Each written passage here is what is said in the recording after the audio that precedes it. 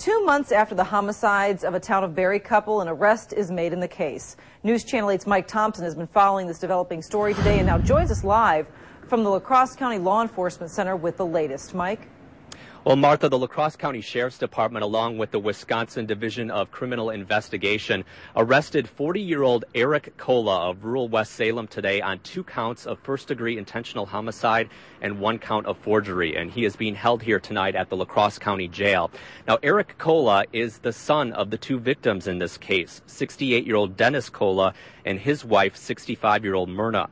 Police had said Eric was the one who discovered his parents dead in their Town of Barre home back on May 24th. The couple's death certificate says they died from gunshot wounds to the head. Earlier this month, investigators working the case told us they were still waiting for evidence to come back from the Wisconsin State Crime Lab and that they were confident an arrest would be made in this case. Now, I had a chance to sit down with Dennis's brother and his wife tonight to talk about this latest development in the case.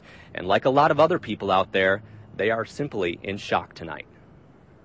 Breathtaking. I just didn't expect it. I didn't expect that name to come out at all.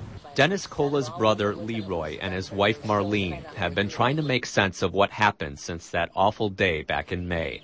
And now, with news of their nephew's arrest, they're even more confused. I was out there the day after they found the bodies and talked to both of them.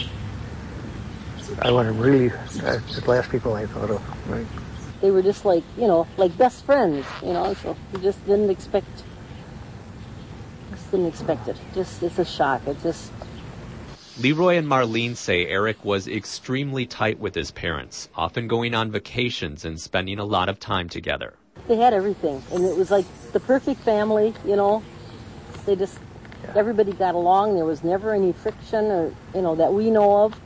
They just all got along. Now they're left with the question everyone's asking, why? Jenny had me, I golfed with him the Wednesday before he was found, right? He was found on a Monday, right? Yeah. And he had made a statement to me, which he's never made before. He says, I'm all done supporting these kids. That's all he said. Yeah. And he's never said anything like that before, so. Senseless. That's what I said from the beginning. This whole thing was just senseless. Not a day goes by that Marlene and LeRoy don't think about Dennis and Myrna, and they just hope, whatever the outcome, justice is served. It's bringing closure, but it's a hard closure. It's not what we expected. We didn't want to hear this.